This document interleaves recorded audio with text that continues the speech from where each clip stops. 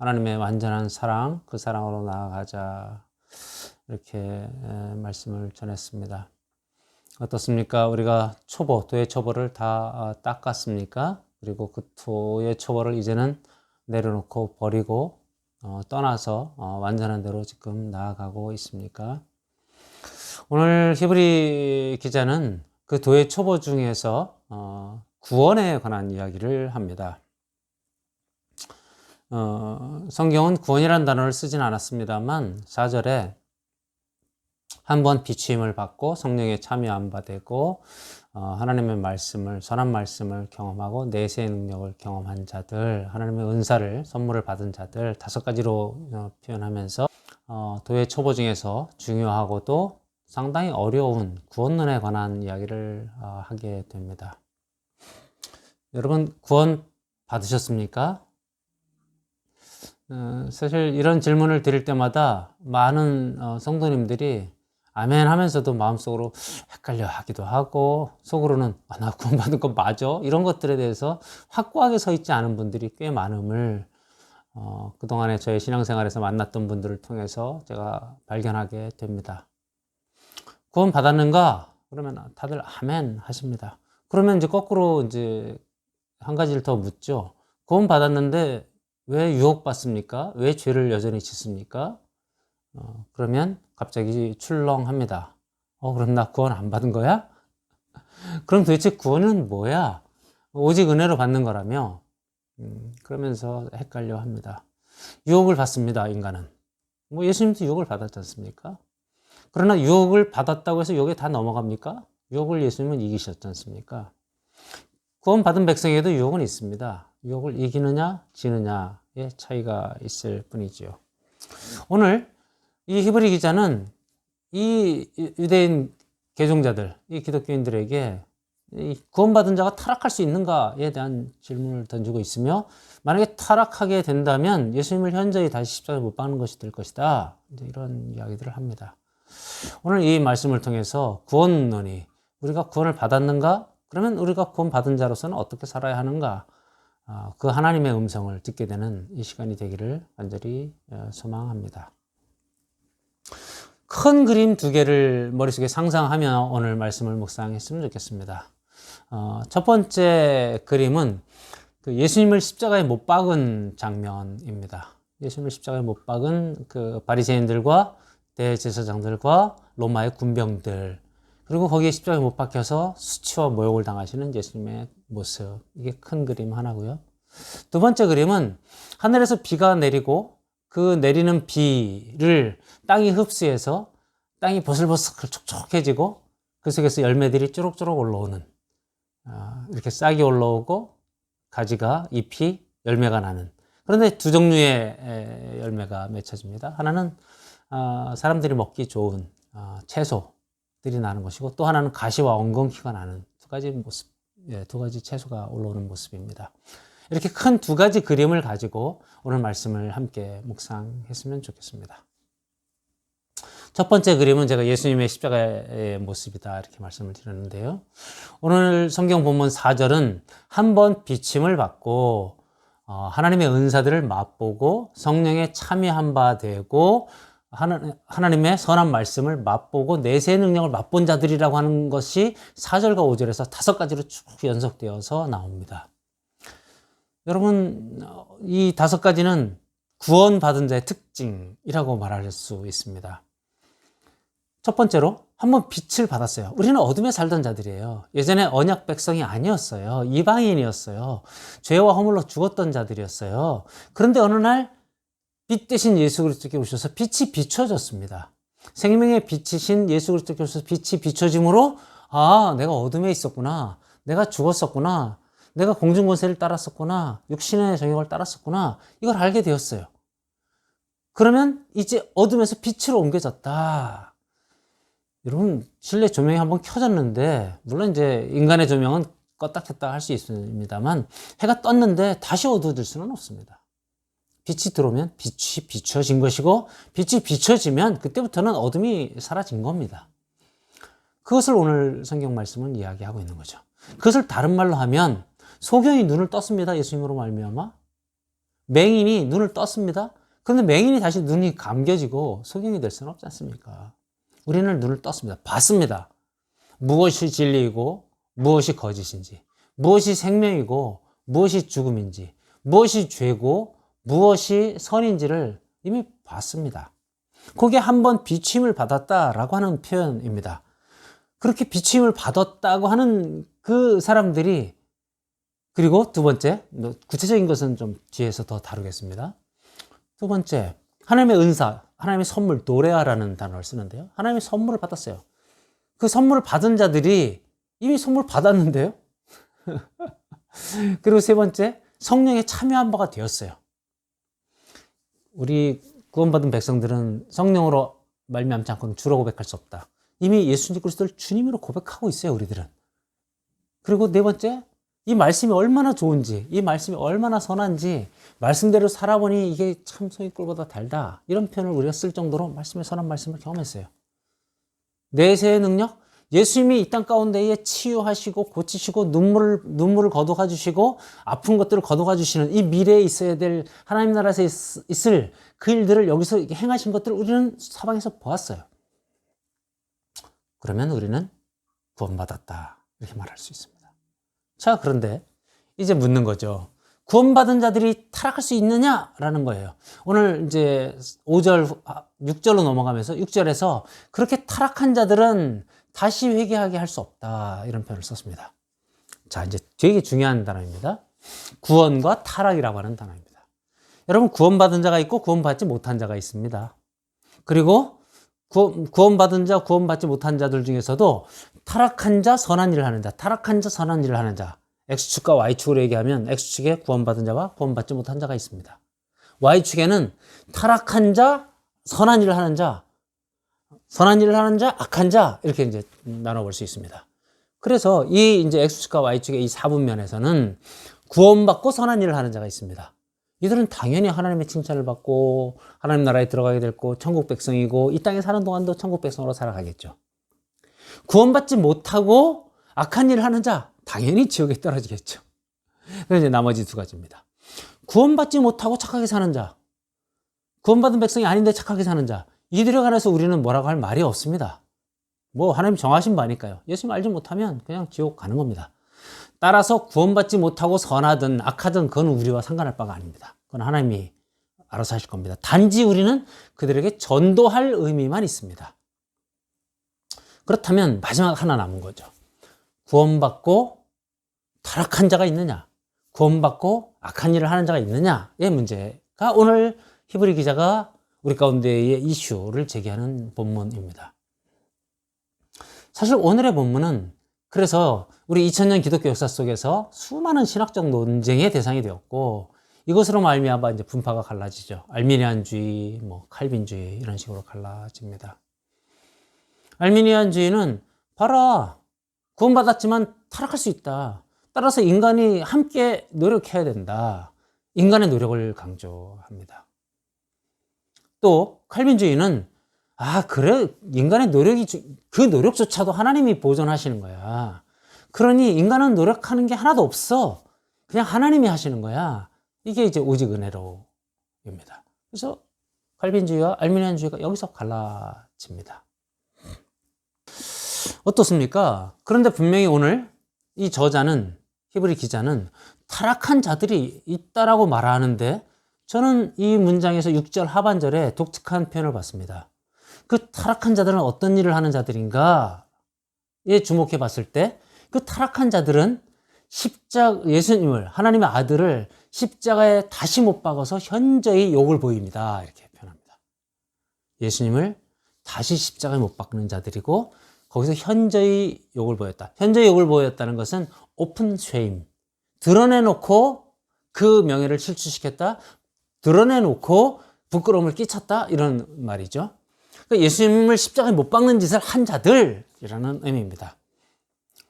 저는 예수님을 십자가에 못 박은 자들을 아까 서두에서 말씀드린 것처럼 바리새인, 대제사장들, 그리고 로마 군병들, 그들은 그 로마 군병들이야 예수님을 전혀 알지 못했고 율법을 전혀 몰랐고 모세의 율법을 전혀 몰랐던 자들이죠.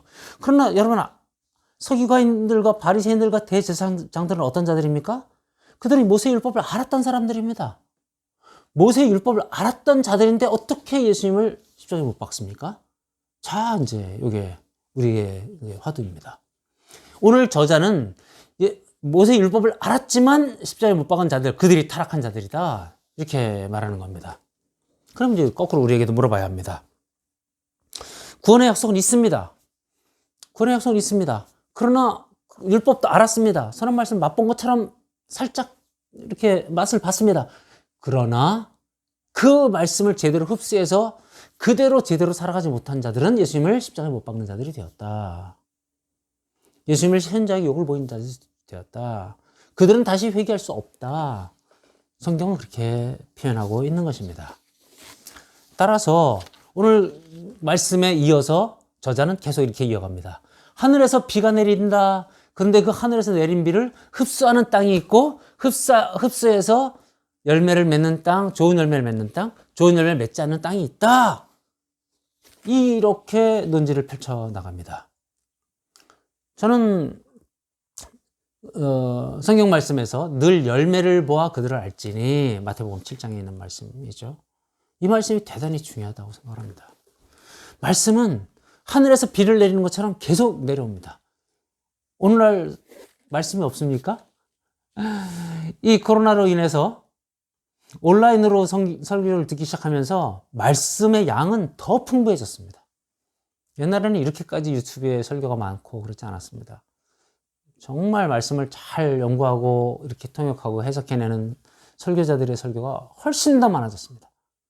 또 심지어는 뭐 조직신학 이런 것들도 다 올라와 있습니다. 성경 공부도 훨씬 더 많이 유튜브상에 올라와 있습니다. 말씀이 없습니까?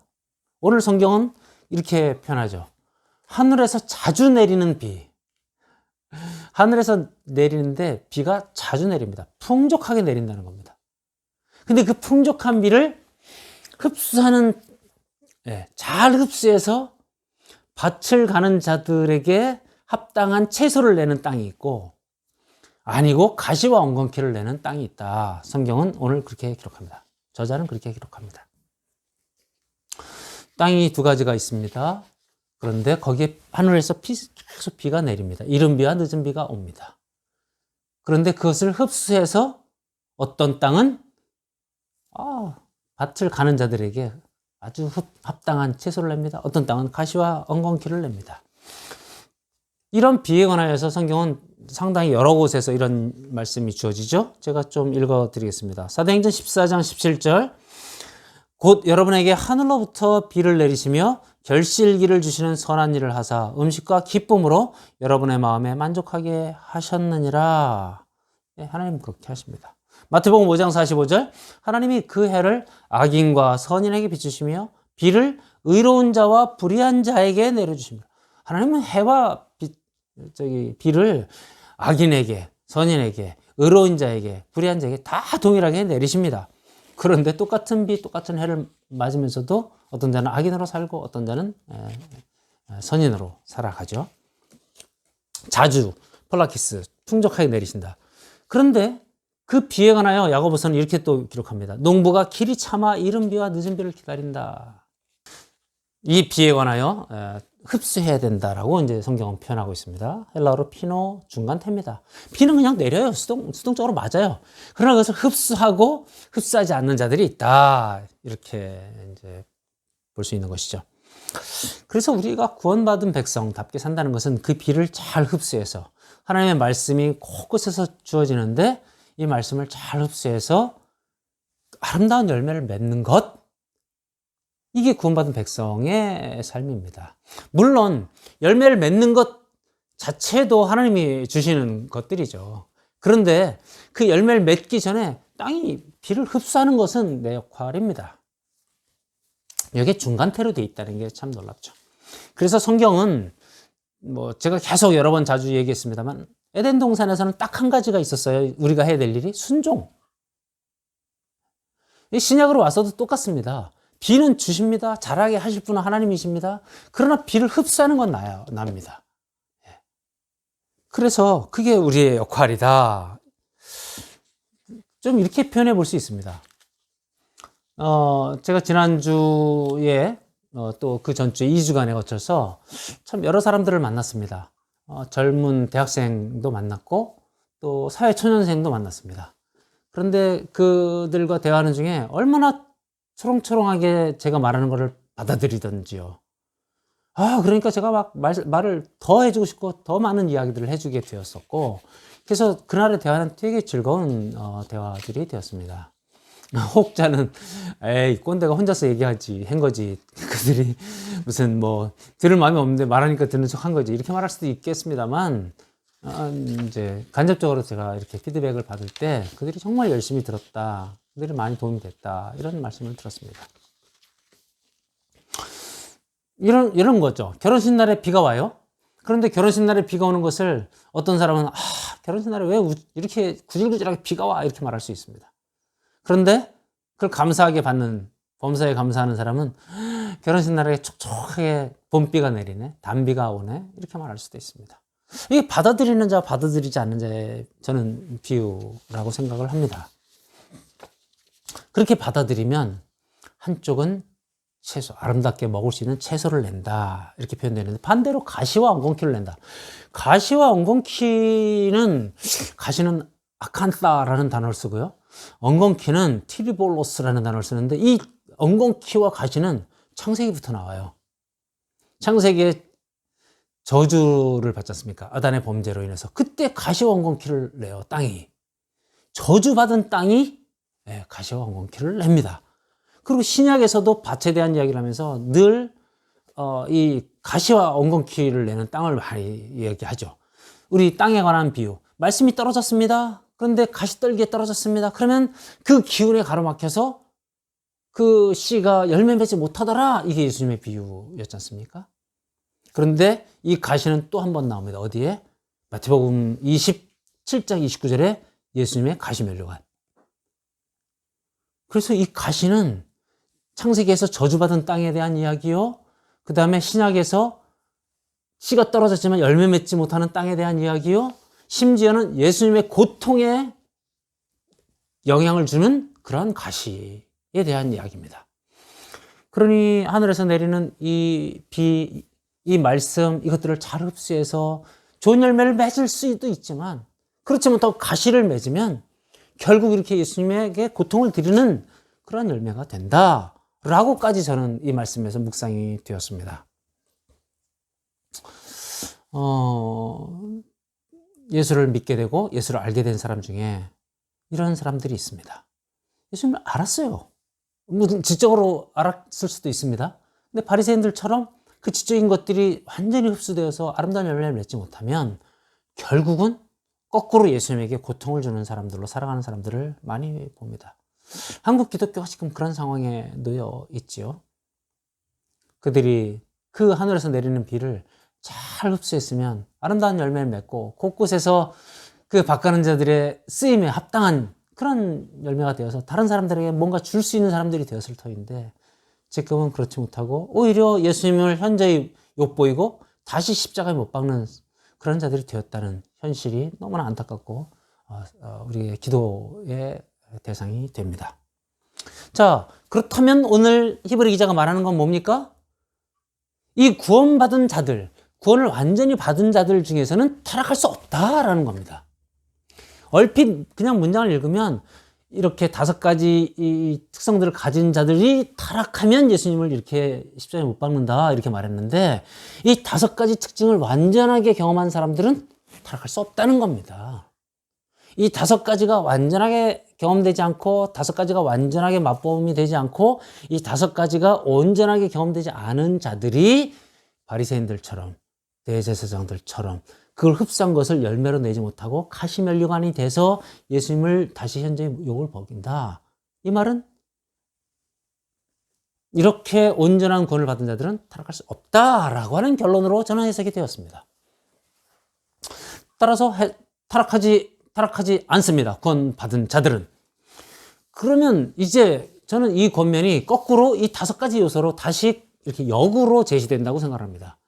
히브리 기자는 이 얘기를 왜 하고 있을까요? 라고 생각했을 때, 그러니 너희들은 이제 구원받은 자들 아니냐, 이런 것들을 맛을 본 자들 아니냐, 그러니 너희들은 다시 타락할 수 없다.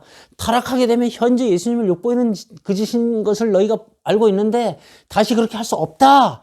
그러니 이 5가지 특징에 관하여 다시 너희에게 강조한다. 라고 저에게는 들려졌습니다. 그래서 이 5가지 요소를 하나씩 다시 한번 조금 검토해 보고자 합니다. 아까 비침을 받았다라고 얘기했을 때 포티조라고 하는 단어를 씁니다. 포티조라는 단어들이 나오는 성경 말씀을 쭉 찾아보면 누가복음 11장 34절에서 36절에 이런 말씀이 있습니다. 내 몸의 등불은 눈이라. 내 눈이 성하면 온 몸이 밝을 것이요 만일 나쁘면 내 몸도 어두우리라. 그러므로 내 속에 있는 빛이 어둡지 아니한가 보라. 내 온몸이 밝아 조금도 어두운 데가 없으면 등불의 빛이 너를 비출 때와 같이 온전히 밝으리라. 예, 비추임을 받아서 온전히 밝게 되는 것, 눈을 뜨는 것, 소경이 눈을 뜨는 것, 이것을 오늘 빛이 비치다 포티조라는 단어에서 함께 사용합니다.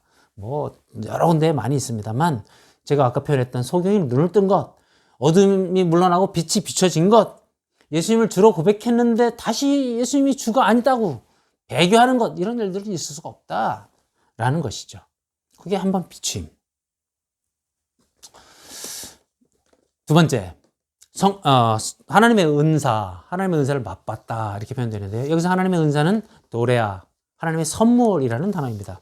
이 또한 요한복음 4장에 보면 예수님께서 사마리아 여인을 만나서 물을 한 잔 달라 했을 때 어떻게 유대인인 당신이 나에게 물을 달라 하십니까? 사마리아 여자가 그렇게 다시 되묻죠. 그때 예수님이 이렇게 말씀하십니다. 예수께서 대답하여 이르시되 내가 만일 하나님의 선물과 또 내게 물을 좀 달라 하는 이가 누구인 줄 알았다면 내가 그에게 구하였을 것이고 그가 생수를 내게 주었으리라. 하나님의 선물, 그리고 물을 달라고 하는 사람이 누군지 네가 알았다면 이게 동격입니다. 하나님의 선물이면서 동시에 그 물을 달라고 하는 내가 누군지를 네가 알았다면 결국 하나님의 선물은 예수님입니다. 성경 곳곳에 예수님은 하나님의 선물로 표현되어집니다. 로마서 5장 15절에도 이렇게 표현됩니다. 곧 한 사람의 범죄를 인하여 많은 사람이 죽었은즉 더욱 하나님의 은혜와 또 한 사람 예수 그리스도의 은혜로 말미암은 선물은 많은 사람에게 넘쳤느니라. 예수님을 선물로 표현합니다. 예수님이 우리에게 선물로 오셨습니다. 그 예수님을 우리는 경험했습니다. 예수님을 알게 되었습니다. 그렇다면 구원받은 자의 하나의 특징을 우리가 갖게 되었다라는 것이죠. 카리스마, 은사라는 단어를 오늘 이제 한글로 썼기 때문에 이게 좀 헷갈릴 수 있는데 카리스마라는 단어와 도레아라는 단어는 다르게 구별합니다. 고린도서 12장에 나오는 카리스마는 그 은사는 카리스마입니다. 뭐 지혜의 말씀, 지식의 말씀, 치유, 방언, 예언 이런 거는 이제 다른 얘기고요. 예수님 자신을 말하는 겁니다. 그래서 예수님을 알게 되었는가? 물론 우리가 지난 시간에 계속 얘기한 것처럼 진짜 예수님을 아니? 라고 물은 거에 대한 답변이어야 합니다. 나는 진짜 예수님을 압니다. 라는 답변이어야 합니다. 세 번째, 성령에 참여한 바 되고 메토코스라고 하는 단어를 사용합니다. 이거는 파트너라는 단어입니다. 성령님과 파트너, 동역자, 함께 일하는 자가 되었느냐라고 하는 질문입니다. 자, 이렇게 물어야 합니다. 나는 이 선택을 할 때, 이 의사결정을 할 때, 이 일을 벌릴 때, 그럴 때 성령님과 의논했는가? 성령님을 파트너로 여기고 존중하면서 성령님께 여쭤봤는가? 이렇게 이야기해야 됩니다. 오늘도 저는 한 가지 답을 해야 될 일이 있습니다. 그런데 그 답을 하기 전에 제가 성령님과 의논을 하기로 작정했고 기도했습니다. 그리고 성령님은 저에게 답을 주셨습니다. 저는 그 답으로 이제 답을 할 겁니다. 이처럼 매사에 나의 지혜로 잘 안 되는 어떤 영역들, 이런 영역들마다 계속 성령님께 여쭤보는 행위, 난 누구랑 일하고 있는가? 난 누구랑 상의하고 있는가? 난 누구랑 이 일을 공유하고 있는가? 이렇게 물어야 됩니다. 세상 철학을 갖고서 내가 어떤 의사결정을 하고 있는가? 세상 철학으로 내가 어떤 일을 벌리고 있는가? 정말 사막에서 나오는 자기계발서 이런 걸 의존해서 하고 있는가? 아니면 성령님께 여쭤보고 있는가? 내 파트너는 누구인가? 어떤 음성을 듣고 있는가? 하나님의 음성을 듣고 있는가? 성령님의 음성을 듣고 있는가? 물어봐야 된다. 이게 성령님께 참여한 바 되고, 이걸 해본 사람은 알죠. 그럴 때 그것이 정답이라는 것을. 네 번째, 선한 말씀을 맛보다. 선한 말씀, 레마. 그야말로 나한테 하나님이 들려주신 그 레마의 음성, 레마의 말씀이 나한테 내가 맛을 보았는가? 예, 소유꿀보다 달다. 시편 19편. 여호와의 율법은 완전하여 영혼을 소성시키며 여호와의 증거는 확실하여 우둔한 자를 지혜롭게 하며 여호와의 교훈은 정직하여 마음을 기쁘게 하고 여호와의 계명은 순결하여 눈을 밝게 하시는도다. 곧 많은 순금보다 더 사모할 것이며 꿀과 송이꿀보다 더 달도다. 이런 말씀을 경험해 보셨냐는 거죠. 예, 성경 전체를 경험해 보지 못했지만 우리는 그것을 말씀을 맛을 받고 말씀을 맛보는 것이 점점 늘어나고 있지 않습니까? 선한 말씀을 맛봤습니다. 내세의 능력, dynamis, 장래에 올 말씀의 능력. 그러니까 오늘 성경은 곳곳에서 예수님이 막 치유 사역을 하시고 기적을 일으키시고 병든 자를 고치시고 막 이럴 때 이 능력이 어찌미뇨 막 이렇게 표현하지 않습니까? 주기도문은 나라와 권세와 그 영광이 임하시옵소서 이렇게 표현하잖아요. 그게 이제 the kingdom, the power, the glory. 예수님이 미래에 이루실 어떤 그런 그 완전한 하나님 나라에서 이루어지는 그 나라, 그 권세, 그 영광이 있습니다. 그것이 지금 이 땅 가운데 이루어지고 있다. 마태복음 7장 22절. 그날에 많은 사람이 나더러 주여 주여 그러면서 우리가 주의 이름으로 선지자 노릇하고 주의 이름으로 귀신을 내쫓으며 주의 이름으로 많은 권능을 행하지 아니하였나이까. 이 권능이 그 파워, dynamis.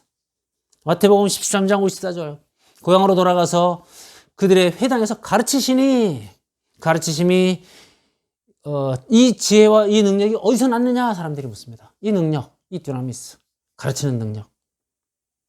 이런 것들이 다 내세의 능력이죠. 우리는 그것들을 지금 듣고 보고 경험하고 있습니다. 이 내세의 능력과 이 5가지를 경험한 자들, 이게 지금 우리 가운데 어떻게 이루어지고 있습니까? 이렇게 물어야 합니다. 그 선한 말씀이 우리 가운데 막 작동하고 있습니까? 꿈틀꿈틀 작동하고 있습니까? 이 예수님이 막 이 권능의 말씀으로 내세의 능력으로 우리 가운데 막 주변에 역사하고 있는 것들이 경험되고 있습니까? 성령에 참여한 바 돼서 매일 매사가 성령님과 논의하고 있습니까? 그 다음에 하나님의 은사, 이 예수님에 대해서 점점 깊이 알아가고 있으며 그 예수님을 우리가 날마다 정말 감격으로 이렇게 사귀고 있습니까?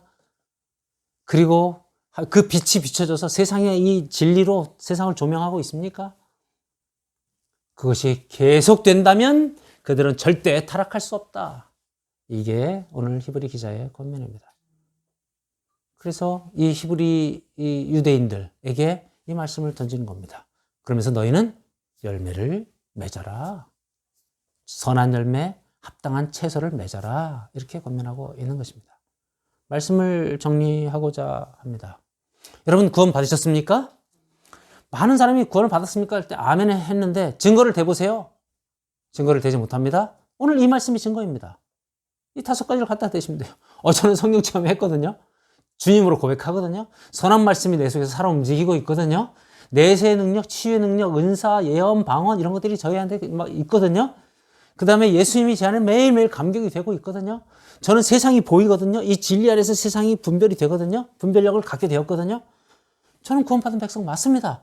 그것이 자라가고 있거든요. 이렇게 말해야 됩니다.